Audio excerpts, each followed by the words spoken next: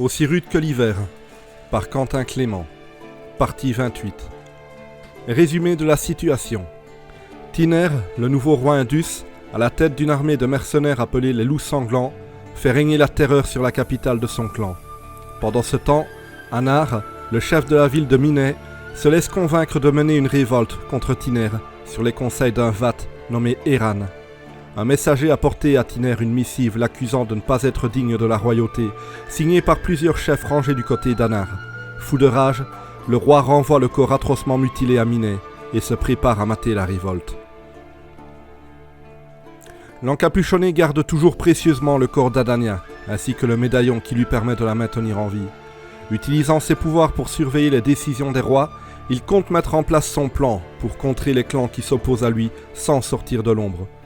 Adania reprend petit à petit des forces et, écoutant les discours d'Adonar, commence à envisager de se mettre à son service. Quant à Argor, il a été porté disparu après les combats de la capitale Goeth et cherche à retrouver Adonar pour le mettre à mort et venger son clan. Attaqué par des brigands près de la capitale Zodas, il a massacré ses agresseurs, dont un seul a réussi à s'échapper. Mais le survivant est retourné en ville, là où était posté le groupe de Fianna qui voyage avec Vodiar. Ce dernier, accompagné de ses 3 compagnons habituels, est parti à la poursuite de ce qu'il pense être le premier cannibale d'une nouvelle armée d'Adonar. 14e jour du mois de l'Aulne, ferme d'Adonar. 58, 59, 60... Couché sur le sol de sa cellule devenue sa chambre, les pieds surélevés grâce à une chaise, Arella comptait à voix haute le nombre d'abdominaux qu'elle faisait. Son corps perlait de transpiration et sa respiration était bruyante. Il fallait dire qu'elle revenait d'une longue course d'endurance qu'elle avait enchaînée avec une grande série de pompages. Elle avait récupéré une bonne partie de la forme physique qu'elle avait avant de se faire tuer, mais les 3 semaines qu'elle avait passées en convalescence avaient fait perdre à son corps l'habitude des efforts. Elle imaginait aussi que revenir d'entre les morts devait avoir des conséquences sur ses capacités musculaires. Pourtant, elle s'impressionnait de la vitesse à laquelle elle avait récupéré les derniers jours. Lorsqu'Adonar l'avait libérée, elle aurait été bien incapable de faire la moitié de ce qu'elle avait déjà fait ce matin. Autant son rétablissement avait été d'une insupportable lenteur au début, autant maintenant il se faisait à un rythme effréné. Elle débordait d'énergie, comme ça n'avait pas été le cas depuis... probablement son enfance. 73, 74, 75... Cette fois, elle ne se releva pas. Elle sentait les muscles de son ventre contractés et fatigués. Pas encore douloureux, mais presque. Le moment où Yurgad lui avait dit de toujours s'arrêter. Yurgad, elle pensait à lui. Un souvenir douloureux. Son mentor, sa mère, ses sœurs, elle n'avait plus personne au monde, à part Argor et les disciples d'Adonar. L'encapuchonné venait la voir tous les jours. Lui aussi s'impressionnait de la vitesse avec laquelle elle récupérait, et surtout sa détermination à continuer ses exercices physiques alors qu'elle était toujours en convalescence. La première fois qu'elle était sortie faire sa course d'endurance du matin, l'un des disciples lui avait interdit de quitter la ferme, prétextant qu'elle était faible. Mais Adonar était intervenu et avait dit que se remettre en forme ne pourrait lui faire que du bien, qu'elle fasse juste attention à ne pas s'épuiser et qu'elle n'oublie pas qu'elle était toujours en soins. Elle avait eu la sensation que ses disciples avaient juste eu peur qu'elle s'en aille. Mais où serait-elle allée ? C'était ici qu'on la soignait, et ici qu'Argor allait la retrouver. Pourquoi donc serait-elle partie ? On s'occupait bien d'elle. Elle mangeait à sa faim, n'avait jamais froid. Que demander de plus ? Un compagnon d'entraînement au maniement de l'épée, peut-être. Et puis elle s'était attachée à Adonar. Même si elle ne comprenait toujours pas son objectif ni le rôle qu'il avait joué exactement dans la défaite des cannibales, elle savait que c'était un homme profondément bon. Et puis, elle lui devait la vie. Elle sentait qu'une chose l'avait blessée et rendue impitoyable, mais qu'il était sincère lorsqu'il disait vouloir unifier les terres de l'Arc. Les Fomors viendraient un jour reprendre ce territoire qui fut le leur, et ce jour-là, l'humanité devrait être unie ou mourir. Les rois ne voyaient pas cela. Ils ne voyaient que leurs petites personnes, leurs terres, leurs vassaux, leurs ennemis. Un seul roi devait commander tout le pays, c'était ainsi et pas autrement. Et pour que l'humanité survive, tous les moyens étaient bons. Adonar avait fini par l'en convaincre. Elle se redressa, pensive. S'aidant de la chaise sur laquelle elle avait les pieds surélevés une seconde plus tôt, elle se mit debout et alla s'asseoir sur sa couche. Que pouvait bien faire Argor en ce moment ? Où était-il ? L'encapuchonné lui avait promis de le retrouver, et elle patientait. Et pourquoi avait-il autant d'importance aux yeux d'Adonar ? Une nouvelle énigme venant de cet être si mystérieux.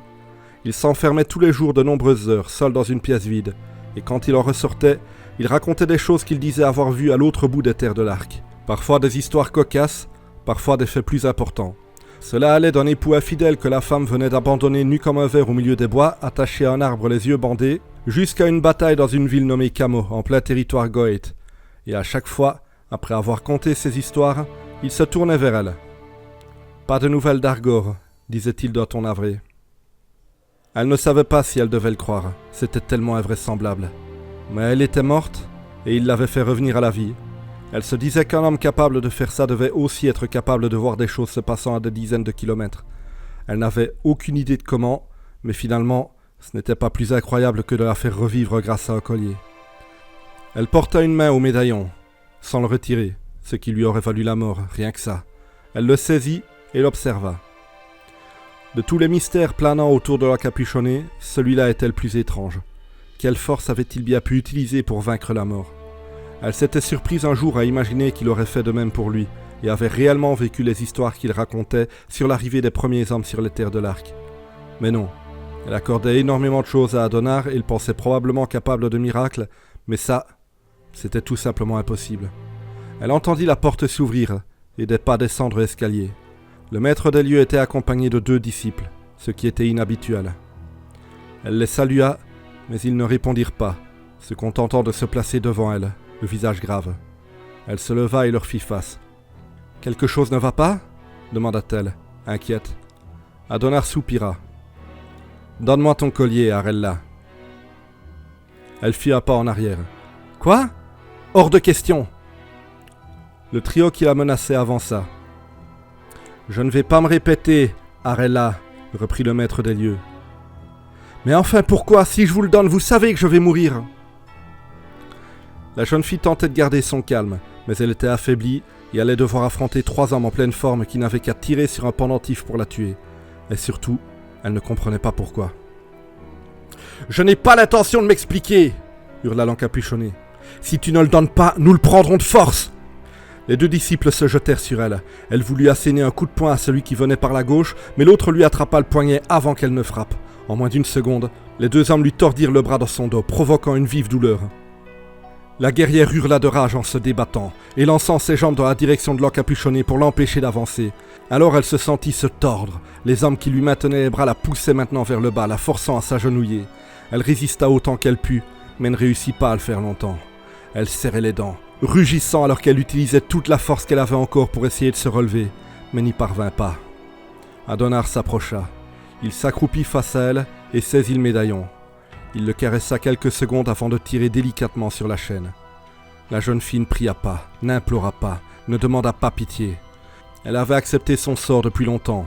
Mourir, c'était le destin de tout guerrier. Et avant d'être une femme, elle était avant tout une guerrière. Elle s'était défendue. Elle estimait qu'elle partait dignement. « Quand Argor va vous retrouver, il va vous tuer !» grogna-t-elle en guise de dernière parole. « Non, jeune fille, » répondit l'encapuchonné. « Quand Argor va me retrouver, il va me remercier. » Il tira sur le collier brutalement, brisant la chaîne qui retenait Arella à la vie depuis plusieurs semaines. Et là, rien. Il fallut à la jeune fille quelques secondes pour s'apercevoir qu'elle respirait toujours, ne se sentait pas défaillir, ni son cœur ralentir, ni sa force la quitter. Tout était exactement comme 1 minute plus tôt, quand elle portait encore le pendentif. Adonar lui sourit. « Il va me remercier car maintenant tu es totalement rétabli !» Les 2 hommes la relâchèrent, partant dans un grand éclat de rire et lui tapant amicalement le dos. Elle les observait tour à tour, abasourdie. « T'aurais dû voir ta tête !» dit l'encapuchonné en retenant difficilement son hilarité. « Quand Argor va vous retrouver, il va vous tuer. Vraiment, tu as été génial. Bravo, Arella. » Lentement, elle reprenait son souffle, se remettant de ses émotions. Une fois de plus, elle avait peur de croire ce que venait de faire l'encapuchonné. « C'était une mise en scène ?» demanda-t-elle alors qu'elle l'avait très bien compris. Adonar hocha la tête. « Oui, ma façon à moi de t'annoncer que tu n'es plus morte et que tu n'as plus besoin de ce médaillon. » Arella tomba assise sur sa couche. Les 2 disciples commençaient à se reprendre. Un sourire se dessina lentement sur les lèvres de la jeune fille. « Vous êtes vraiment qu'une bande de débiles. » Puis elle éclata de rire à son tour, immédiatement rejointe par le trio à l'humour douteux. Le même jour, dans une forêt proche de la capitale d'Elians. Argor tomba au sol. Il marchait sans s'arrêter depuis 3 jours. Il n'avait presque pas mangé ni dormi, à peine les quelques heures nécessaires pour garder un rythme régulier. Les Fianna qui le poursuivaient étaient sur ses talons. Ce n'était pas une course de vitesse, mais bien d'endurance. S'il s'épuisait le premier, il serait rattrapé. Si c'était eux qui abandonnaient la chasse, il leur échapperait. Il n'avait fait que 2 haltes dans de petits villages pour se ravitailler en vivres et repartir aussitôt. Mais en vérité, il n'avait aucun moyen de savoir s'il était toujours suivi ou non. Couché dans la neige, il sentait son corps gelé, mais il avait du mal à encore tenir debout. Il avait besoin d'une pause, de reprendre son souffle, de reposer ses jambes qui avaient du mal à le porter. Il se releva. Il devait continuer d'avancer. Chaque mètre parcouru l'éloignait de ses poursuivants. Il devait tenir plus longtemps qu'eux. C'était ça ou l'affrontement. Il n'avait pas peur d'eux, non. Il se savait invincible, et même si les Fianna étaient réputés pour n'enrôler que les meilleurs des guerriers, ils ne faisaient certainement pas le poids contre lui. Ils auraient échoué face à Ogdur s'il n'avait pas été là. Mais s'il se retrouvait avec le sang de 4 des leurs sur les mains, ce serait tout l'ordre qu'il prendrait en ennemi. Et là, il ne pourrait plus chercher Adonnar, pas avec eux sur les talons. Venger son clan, venger le roi d'Alos et tous les innocents morts sous les armes des cannibales. Et surtout, venger Arella. Son cœur saignait à chaque fois qu'il pensait à elle. Parfois, il regrettait d'avoir trahi l'encapuchonné. Il se disait qu'il aurait dû continuer de le servir. Mais quand le moment était venu, il lui aurait été impossible d'agir autrement. Devant l'héroïsme de ses frères qui se battaient pour défendre le clan contre cette armée maudite, qui se sacrifiait dans un combat perdu face à un ennemi plus puissant, qui menait une guerre que lui-même aurait dû mener. Il n'aurait pas pu agir autrement, et il était prêt à en payer la conséquence aujourd'hui. Plus jamais il ne reverrait celle qu'il aimait. Il ne pourrait plus l'embrasser, admirer son sourire, son regard narquois. Il ne pourrait pas l'épouser, fonder une famille avec elle, se disputer et se réconcilier. Combattre avec elle côte à côte dans une guerre qui aurait fini par rallier leurs 2 clans. Tout ce qu'il pouvait faire, c'était la venger. Elle et son clan. Il n'avait que faire des Indus, mais cela aurait certainement été la dernière volonté d'Arella. Et 4 Fianna risquaient de tout compromettre. Il était épuisé, à bout de force, à bout de souffle. Son corps n'avait plus assez de force pour continuer. Mais il avait en lui une chose qui ferait la différence. Une chose qu'on retrouvait parmi les plus grands héros. Une chose qui permettait de repousser ses limites lorsqu'on les avait atteintes. La détermination. Il soupira et reprit sa course. Vodiar, Drek, Gig et Ulnar étaient épuisés eux aussi. Cela faisait presque 1 semaine qu'on les avait envoyés enquêter sur un guerrier surpuissant pouvant être cannibale. Depuis, ils marchaient. Ils n'avaient fait que cela. S'arrêtant dans les villages près desquels ils passaient, ils se renseignaient et apprenaient toujours qu'un jeune étranger était passé par là et avait acheté quelques vivres pour repartir aussitôt. Celui qu'ils traquait les fouillait, c'était une chose certaine. Et s'il fouillait, c'est qu'il se reprochait quelque chose. Les 4 Fianna couraient autant qu'ils pouvaient. Depuis 1 semaine maintenant, ils dépassaient leurs limites, faisant preuve d'une ténacité que peu des plus grands guerriers n'auraient pu atteindre. Fianna, ils étaient l'élite, devant à chaque seconde prouver qu'ils méritaient l'honneur qui leur avait été accordé de pouvoir rejoindre l'ordre. Chacun des 4 ne pensait qu'à cesser la course et s'asseoir, mais cela aurait voulu dire arrêter le groupe, se montrer faible, trop pour les Fianna, et peut-être laisser un cannibale s'échapper. Honneur et responsabilité, ça plaisait à Vodiar. Chaque fois qu'il sentait ses jambes défaillir, le prince repensait à ce qu'il avait vu à la capitale Indus, puis à celle des Goëtes, au massacre infernal dont il avait été témoin, à la puissance surnaturelle qu'il avait dû combattre, à ce cauchemar qui allait recommencer s'il faiblissait. Alors il continuait la course, coûte que coûte, il devait trouver et tuer cet homme s'il était bien un cannibale. Geek s'arrêtant parfois à observer une trace laissée par celui qu'il chassait et la commentait, il avait maintenant moins d'1 heure d'avance sur eux, et il ralentissait. « Encore un effort !» encouragea le pisteur. « Si nous ne lâchons pas maintenant, nous l'aurons rattrapé avant la nuit. » « Et nous pourrons dormir à la capitale d'Elians, rêva Vodiar. Dans un lit, avec un feu et sans crever de faim. Mon père est le patron d'une auberge là-bas, expliqua Ulnar. Attendez de voir l'accueil qu'il va nous faire. Puis il se tourna vers Drek. Par contre, la serveuse, c'est ma sœur. Ne t'inquiète pas, si elle a ta gueule de cheval, je m'en tiendrai éloigné, répondit l'intéressé. On a le temps pour ça, franchement, intervint Vodiar, qui avait été tacitement élu chef de groupe. Et sans attendre, ils repartirent. Le soir tombait. Le soleil n'était pas encore couché, mais il amorçait sa dernière descente vers l'horizon. Argor entendait, au loin, quelques voix et des bruits d'une course dans la neige. Au départ, il n'y avait pas prêté attention, pensant que ce n'était que le fruit de son imagination ou juste un animal vivant sa vie dans la forêt. Mais ces bruits semblaient se rapprocher. Il cessa sa course et se retourna. Il les voyait, au loin, entre les arbres, ces quelques silhouettes qui avançaient vers lui. Il s'étonnait lui-même de les avoir entendus.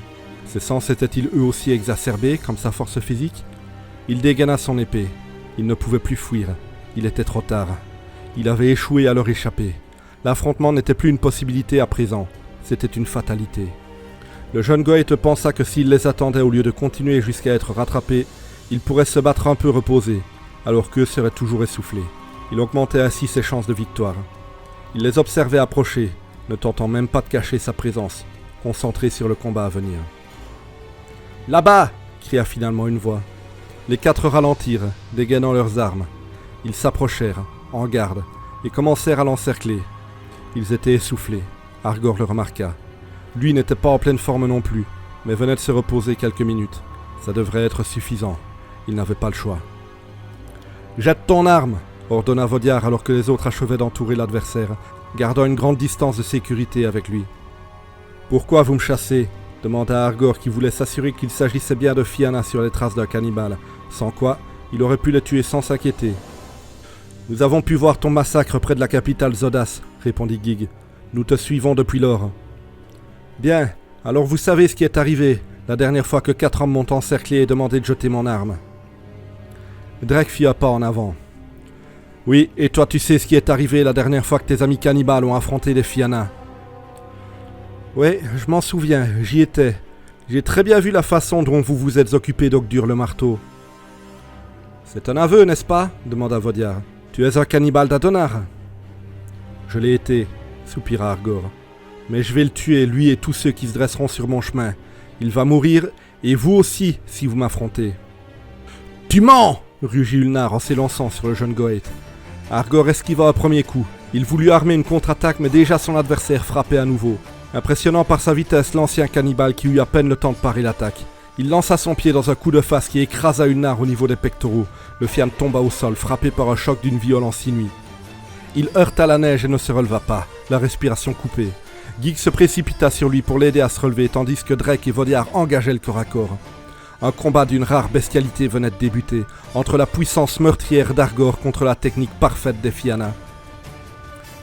Vodiar frappait de ses haches, parait les violents coups qui manquaient à chaque fois de le désarmer tant les chocs étaient durs. Drake cognait comme il l'avait toujours très bien fait, mettant toute sa force et sa colère dans chacune de ses attaques. Mais là où il avait l'habitude d'écraser ses adversaires sous le poids de ses assauts, Argor ne semblait nullement avoir du mal à encaisser les chocs qu'il parait naturellement sans forcer. Le Goethe était assailli par les attaques des 2 guerriers. Il esquivait et parait la plupart du temps, mais profitait de la moindre ouverture pour frapper. Il para une attaque de Drake. Au même moment, Vodiar frappa de ses haches qu'Argor eut juste le temps d'éviter avant d'asséner un coup à la tête au prince qui tomba.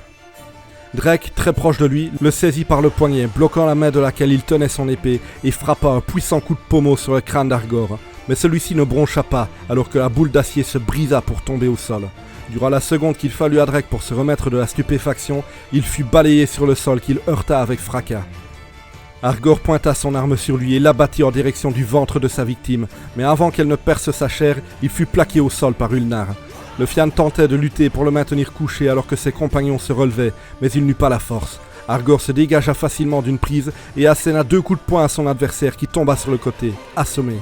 Le Goethe voulut se relever, mais il reçut un coup de pied en plein visage de Drake. Il tomba sur le côté et roula sur le dos, alors que la pointe de l'arme du colosse frappait son abdomen. Elle n'effleura qu'à peine sa chair, provoquant une entaille, mais n'entrant pas profondément dans le corps. Rageur, Drake frappa à nouveau, mais l'autre roula sur le côté, esquivant la nouvelle attaque. Alors qu'il s'éloignait ainsi de Drake, il poussa un cri de surprise alors que la hache de Vodiar venait de se planter dans la neige, juste à côté de sa tête. Le prince releva son arme pour frapper encore, et lorsqu'il le fit, son mouvement fut arrêté net par Argor qui l'avait attrapé par le poignet. Le Goethe tira sur son adversaire, le faisant chanceler et passer au-dessus de lui. Il voulut se relever, mais reçut un violent choc à la tête. Drake, de toute sa force, venait de lancer un puissant coup d'épée qui l'avait atteint à la tempe. Argor tomba sur le côté, sonné, une vive douleur parcourant l'entièreté de sa boîte crânienne. Il voulut bouger, mais son corps ne répondit pas, sa respiration lui échappait. Il percevait que ses adversaires discutaient, mais un terrible acouphène l'empêchait de comprendre ce qu'ils disaient. Il vit Drake s'approcher de lui, et son pied s'écraser sur son visage. Argor ne voyait plus rien. Il ne ressentait rien, à part le froid mordant et cette puissante douleur au crâne. Il n'était donc pas mort. Petit à petit, Alors qu'il reprenait conscience, il recommençait à retrouver ses sens. Ses pieds et ses mains attachés contre ce qui semblait être un tronc d'arbre dans son dos. Un foulard devant ses yeux, l'empêchant de voir, mais pas de percevoir une faible lueur proche. Et enfin, le son apaisant d'un feu de camp. Il ne voyait ni n'entendait ses ravisseurs, mais se doutait qu'ils devaient être là. « Vous allez faire quoi maintenant » demanda-t-il, des bruits d'hommes se relevant et s'approchant. « On va te faire parler » menaça une voix. « C'est mignon ça » railla-t-il. « Et vous allez faire comment ? Me briser les os ? M'entailler la peau ? Soyons sérieux 2 minutes, je vous l'ai dit, Adonar est mon ennemi. Posez-moi des questions et je vous répondrai. »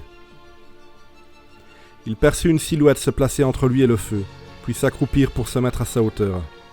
« Bien, alors parle.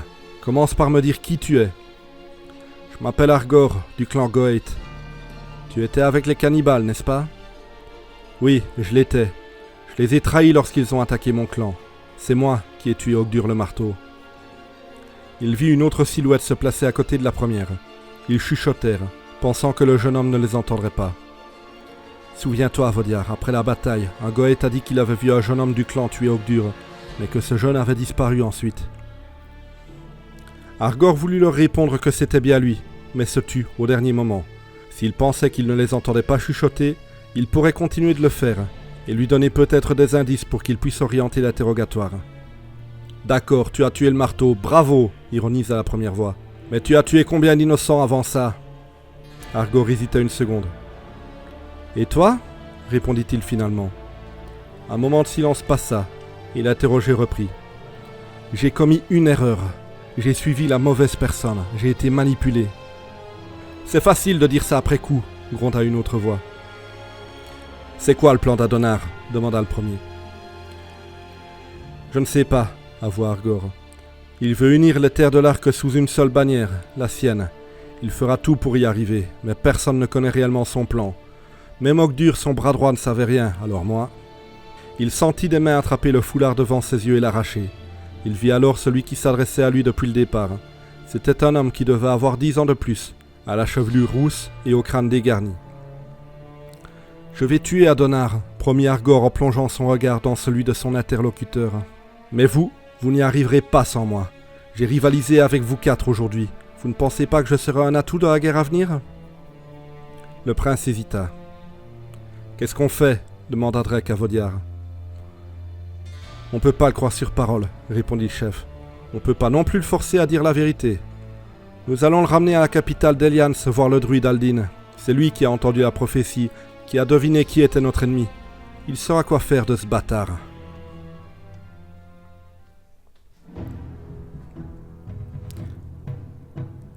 15e jour du mois de l'Aulne. Minet, territoire indus. Anar, chef de Minet, était assis à la table de la salle de guerre. Devant lui était posé ce qui restait du corps mutilé de son jeune messager, dont la réponse de Tiner avait été gravée dans la chair. Il imaginait la torture qu'avait subie ce pauvre garçon. Il imaginait ses hurlements et les rires bestiaux du roi. Ses dents se serraient. Tiner n'avait pas d'honneur, pas de valeur, et il ne méritait pas son ascension au trône. À sa gauche se tenait Minala, la druidesse de Minet. C'était une femme approchant la quarantaine, bonne conseillère, très diplomate, même dans les pires moments. Pourtant, il aurait préféré la présence d'Eran, le vat qui lui avait conseillé de s'opposer à Tiner. Minala avait dit que c'était une mauvaise idée, que la paix devait régner et que les Indus devaient panser leur plaie en attendant le combat contre Adonar. Mais maintenant, devant la vision d'horreur du jeune corps qui avait subi la cruauté du souverain, elle n'hésitait plus. Le clan devait se débarrasser de ce fou furieux qui allait les mener à la mort. Elle avait admis son erreur devant Aran, en privé. Cela avait rassuré le chef de Minet.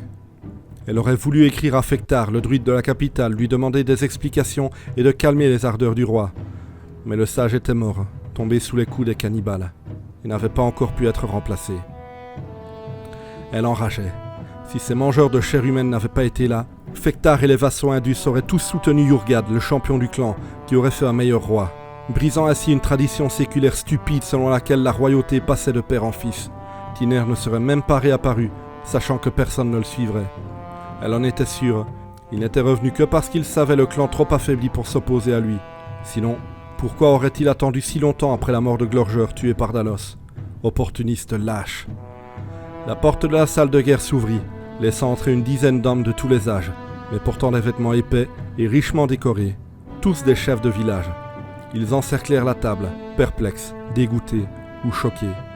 L'un d'eux prit la parole, n'attendant même pas, comme le voulait l'usage, que ce soit un druide qui parle le premier. « Qu'est-ce que c'est que ça ?» cracha-t-il en montrant le corps du doigt. « C'est quoi le message que tu veux nous faire passer ?»« Ce n'est pas notre message, » expliqua Minala. « Nous avons envoyé une missive à Tiner lui expliquant que nous refusions de lui envoyer nos ressources pour la reconstruction de la capitale. Ceci, c'est sa réponse, gravée sur le corps de notre messager. » Les hommes pourtant aguerris firent une mine écœurée. C'était un sort bon pour un violeur d'enfants, pas pour un soldat qui avait juste pour mission de porter une lettre, surtout pas pour quelqu'un de si jeune. « Mes amis, commença Anar, lorsque je vous ai écrit pour vous faire part de mon intention de m'opposer à Tiner, vous m'avez répondu, me promettant votre soutien. Je vous ai invité à un conseil afin de tous nous voir face à face, et que vous me confirmiez que vous me suivriez, et qu'ensuite nous parlions de la suite des événements. Le hasard a voulu que je reçoive ceci ce matin même. Votre avis ? » « Tu parles qu'on te suit, répondit celui qui était intervenu plus tôt. Mes troupes sont avec toi. Merci, Codial. Le regard d'Anar se tourna vers les autres.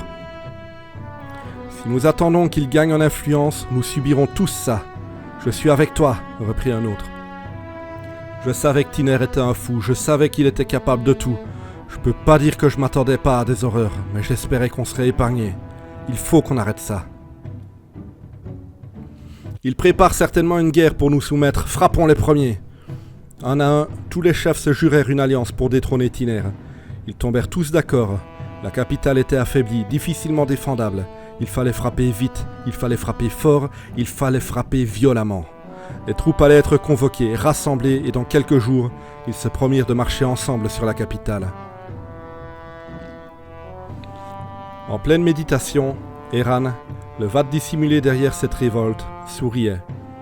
Il pouvait voir et entendre tout ce qui se passait à l'intérieur de la salle durant cette réunion à laquelle il n'avait pas été convié. Tiner voulait faire la guerre à Adonar. Il allait être très vite renversé. Il n'avait pas la moindre chance, même défendu par ses loups sanglants, face à l'armée qu'Anar venait de lever. Quant à ce dernier, il allait très certainement devenir roi. Eran comptait bien devenir son plus éminent conseiller. Fin de la partie 28.